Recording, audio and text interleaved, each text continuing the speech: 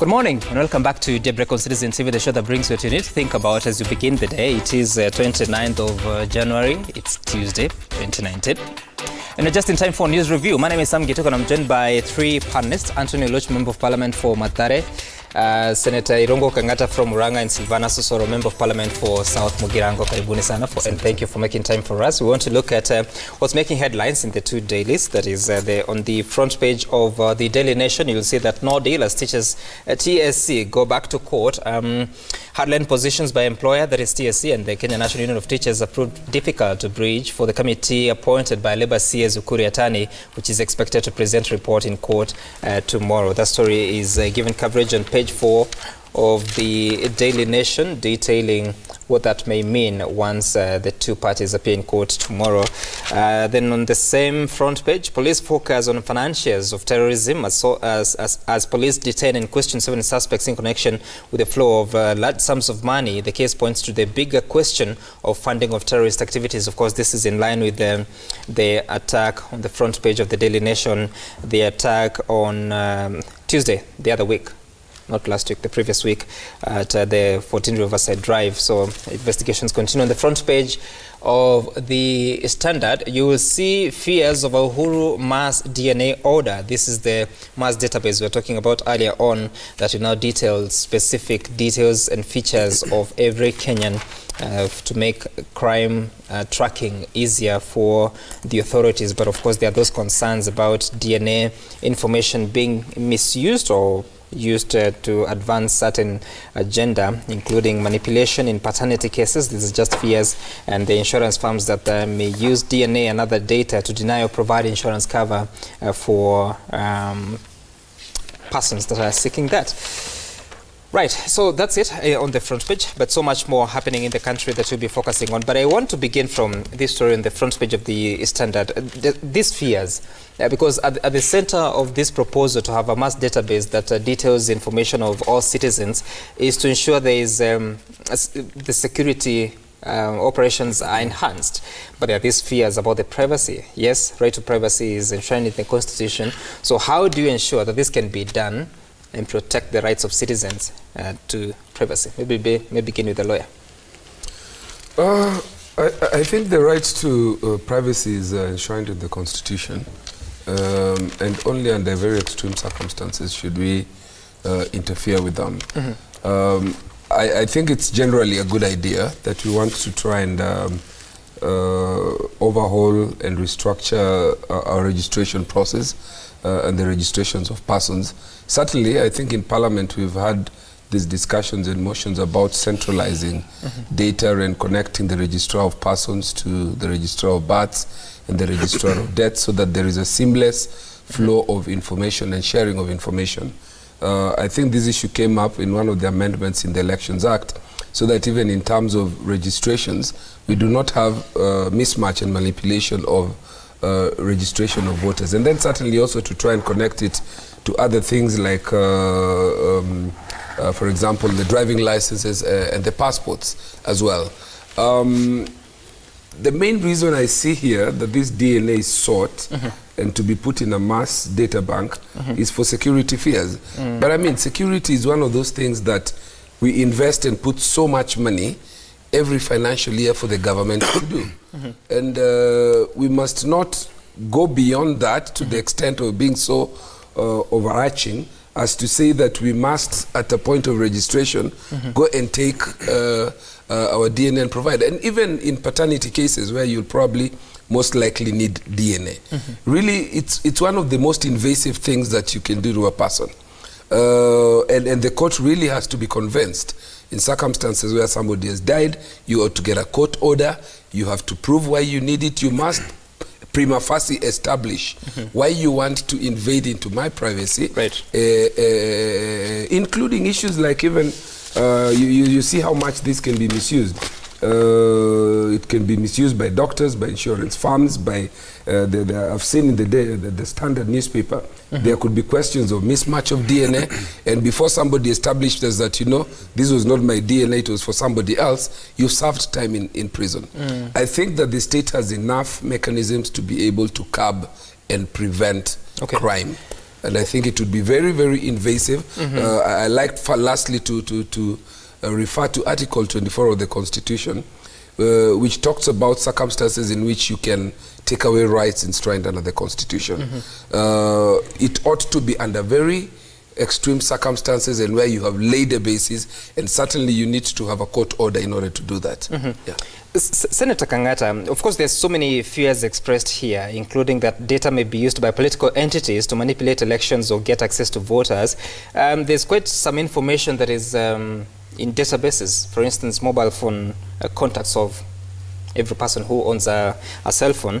How do you ensure that, because sometimes you'll find that people are calling you without your consent, or your number has been shared with certain marketers and they're sending you messages. How do you ensure that such kind of avenues are not created for this very sensitive information, the DNA information of citizens? Well, I think the whole objective of this is to cure that, because now what will happen once this happens is to bring the concept of traceability, so that you'll be able to know who took up your information, who stored that information. But as of now, you cannot really be able to trace where the fraudsters get your thing from. You cannot also not be able to trace them. So for me, I think the whole rationale of this idea is to assist us fight fraudsters, because you create a system of traceability and also confirmability. You can also confirm the person who has called you. So to me, I think it's a positive thing. We must look at this concept of human rights from a nuanced perspective, in the sense that very few human rights are absolute. Vast majority of our human rights can be derogated by Parliament in certain circumstances. And in my own opinion, this is the correct circumstances to derogate on the right of privacy. We always have this tendency of copying Westerners. You know, it's the Westerners who have this notion of trying to really uphold some concepts of privacy. In my own opinion, in Kenya, which is a poor country, I would imagine what ranks number one, it's the issues to do with security. And without this technology, we shall not be able to tackle insecurity, or we shall not tackle it in a competent manner. We will always be having some people coming from Somalia, from Ethiopia, masquerading as Kenyans. So therefore, we need this database to be able to know how many Kenyans we have, how every person doing something can be able to be traced back. So for me, this technology is crucial in the sense that it's trying to address some of the problems that we have here in Kenya.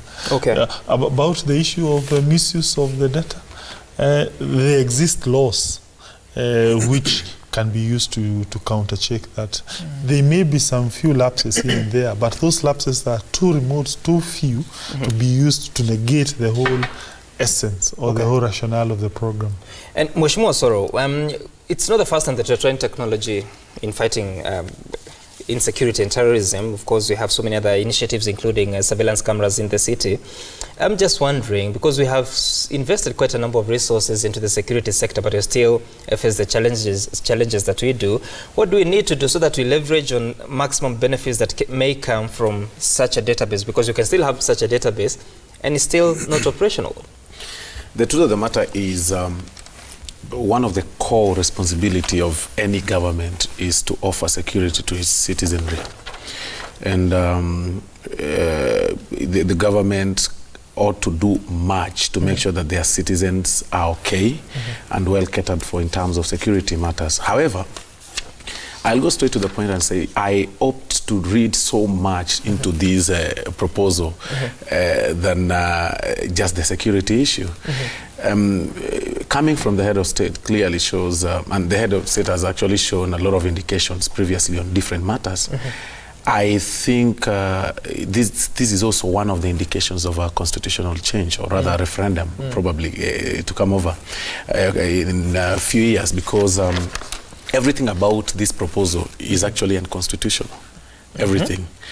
From the point of privacy, that one is compelled, and without your knowledge, and it's about right from birth.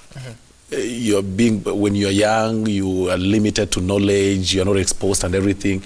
You are placed into some DNA screening without your knowledge. For the purpose of security and stuff like that. So much needs to be done to make sure that this becomes now a reality. And the only way that can be done is actually not through a simple legislative procedure like Honorable Senator is saying in Parliament. This is something that needs, a lot of things. It's much to do with the Constitution, which can be changed by just a house in Parliament, because anything that touches on privacy cannot just be looked at on face value and say, okay, fine, for purposes of security, we are compelled to have your DNA test.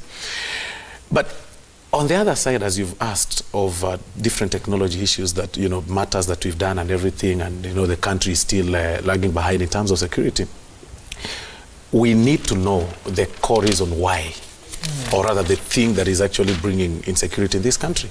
Much of it lies on corruption. You don't need to have one's DNA to kill corruption. How do these people get to cross the border to this country when we've got CCTV cameras, as you've said, and police roadblocks all over? I mean, much of the things, our main cancer in this country is actually corruption that is deep-rooted, all through.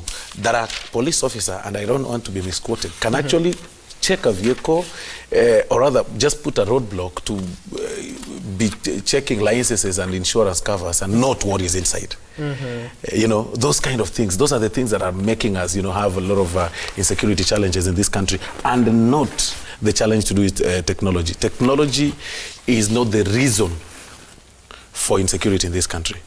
It is actually corruption. So, but it can be used as a solution. It can be used as a solution, and I will tell you, but the moment you now get to on personal kind of something that the right to privacy, the moment you start killing the right to privacy, then we expose one to so much. Corruption will again be used to extract data of an individual, say Senator Irungo, to be used for some personal interest. Again, using the data of Senator Irungo. So, really, don't you think we need to kill the elephant in the room first? Okay.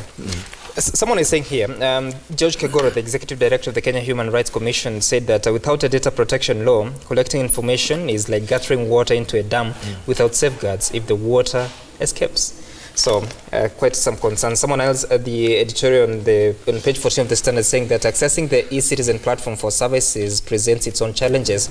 Thus, it is safe to say the government might be handicapped in handling the extra citizen information it seeks in its quest to keep the country safe, while also acquiring the ability to go after criminals with confidence. And the final question on this topic is, how do you ensure, even as we look for a law that will ensure that whatever is done is not unconstitutional, how do you make sure that we have enough capacity to utilize that data bank so that it's not just another project that does not lead to any tangible solutions?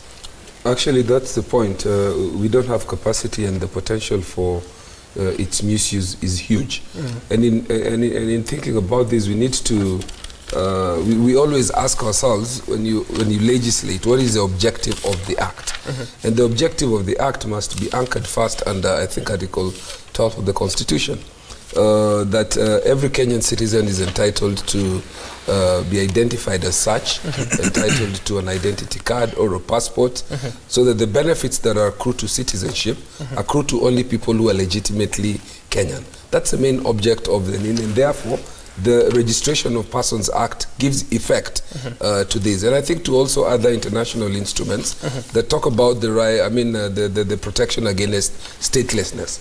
If you look at what they say here, is that these DNA samples are being used for precise identification, and the question is, what we have in place when you go to register, isn't that enough? Because when you go to register, all your biometrics are taken. This fingerprints, all of them literally are taken, in addition to which they take your iris or whatever features. In addition to that, they take other facial features. So when you then, in answer to the question by Senator Kangata, that the rights are not absolute, I agree. Under Article 25, there are only 3 rights that are, you cannot derogate or are non-derogable. That's the right to habeas corpus, the right to a fair hearing, and the right to life. Those are the only absolute ones. But in looking at other rights which are considered in quotes not absolute, you must fall back to Article 24, which governs how you deal with those rights that are not absolute. And it says this, and this is very key, that any right of fundamental freedom cannot be limited except by law. But more importantly, it says, even when you limit it, you must put into consideration other parameters. Are there less restrictive ways of dealing with this question? And the question and the elephant in the house here is security and proper identification. There are less restrictive ways of doing that. We have provided other features, and unless they convince us that those features have not been enough to identify. Our security problems in respect of terrorism and other crimes of a similar nature, I think one of my colleagues has mentioned, is corruption, our porous borders. There are many other things that you need to seal before you get into my privacy. And that's what Article 24 is saying. Are there less restrictive ways of doing this? Let's conceal corruption. Let's conceal and deal with our porous borders. So those are the issues, I think, and the parameters that we must navigate when you're looking at this, even as we say that it is not absolute. So what do we do to make total use of the current data that we have of citizens? Well, before I answer that, let me say that when our forefathers were being told by the colonialists to build toilets, to dig pit latrines, they used to resist. And I'm sure my guy was there, I would be saying, no, don't. This is human right. Don't force, no, allow people freedom. But surely, what they were being told is for their own selfish interests. It's your own interest. So in the same manner, I would urge the government to ignore such you know you will be the first victim of this. Let me tell you. There's such characters, who are telling our people to continue using bush. Senator Kangata. To continue using bush. Senator, you're running away from the question. No. It's a key point, because I can tell you as a matter of fact, these guys who keep on yapping rights, I don't know, rights. No, he's not yapping. They are the guy, not only him. These civil society characters, they're the one who bring the society behind. But I prefer places like China, where they say, no, they look at an objective good thing. This is the objective. They analyze it from an objective point of view. Then the way they say we go. Not just talking, I don't know rights, I don't know privacy, no. Senator Kangata. Just before you go, Mheshimiwa Osoro, okay, you said no 3 times. Senator Kangata, when you talk about China, you have to be contextual. Like, that society in China is totally different from the Kenyan society. They may be ahead in terms of development, but in terms of, what do you call them, social and democratic rights, you cannot compare us to them. No, what rank first? Let me ask you, what rank first? In my own opinion, economic rights, our prosperity, our security, those are the issues that must rank first. These guys, they are championing. No, these guys, listen. These guys. Ahead of economic rights. Let me explain. In human rights discourse, there are two main schools of thought. There are those who argue that we need to put the so-called political rights and social rights above economic rights. For me, I belong to the second school of thought, which argues, no, this is about food and money and prosperity. And I'm telling you to join my school, because I can tell you, without insecurity in this country, there'll be nothing to celebrate here about. So you keep on taking, I don't know, rights, privacy what? Okay. Security, money, prosperity. Seek ye first the kingdom of money, and everything shall be added up. Thank you. Did you just say that? No.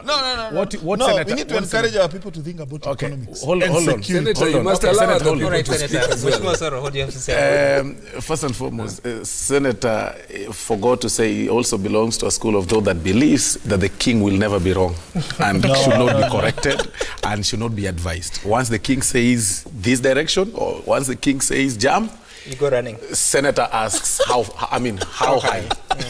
So that is school of thought that he forgot to say. But having said that, I tell you this, that as you've seen, one of the things that this proposal wants to curb is the issue of identification. Now, you need to know, Senator, that there has not been any proof so far, in all listing, there has not been any proof that there has been mismatch of identity of humans, that Senator Ironga has been arrested in place of Honorable Lodge. There hasn't been that. No, let me show you. Let me show you why. Allow him. No, you have a moment. I assure you. Allow me to show you. No. I'll give it a moment. moment. Can you read this story of this young lady? You see now, carry on. this is another criminal angle, and we are talking about the main insecurity issue of terrorism. And I think this was actually, the proposal was motivated out of terrorism, kind of thing. So there has not been any proof so far that among all the terrorists that have been arrested or nabbed or everything, none has said, okay, you know, guys, you are this. I think this is a mismatch. This is not me. It's another person. Right. So that in itself cannot be used to say, okay, fine, you know, we need to identify humans and everything. Okay. We haven't exhausted the parameters that we have as a government or as a country of identifying persons. The government, as we are right now, has all the identity, you know, details of any human being in this country. In our borders, if our borders are well, you know, covered, the entry and exit of any human being to a country is actually controlled by our borders. And if there are loopholes within other borders, or rather in some areas where probably we do not have the immigration officials, that is where the government should be focusing on. We've seen jurisdictions which are well organized without this DNA, like Rwanda. It's a small country, yes, but they do not do these kind of things. But security-wise is a bit ahead of us because of covering their borders, making sure that you know, there is no corruption in the country, and making sure that, you know, there is no much political tension within the country, you know, making every person feel that, you know, we own this country. We've also seen notable jurisdictions, even in the West, that do not have this. We are a very small country who are already pushing for the DNA, you know, kind of identification. All right, Mheshimiwa Osoro, I need to cross over from that topic. And of course, you can join the conversation by texting us on 22422. You can tweet us at Citizen TV Kenya, at Sam Gituku, at Willis Rabolu. The hashtag to use is Daybreak, on your thoughts about that particular topic that is quite controversial and divisive. But we hope that we'll find a solution, especially on ensuring that you're able to make total use of the data that you already have to curb crime.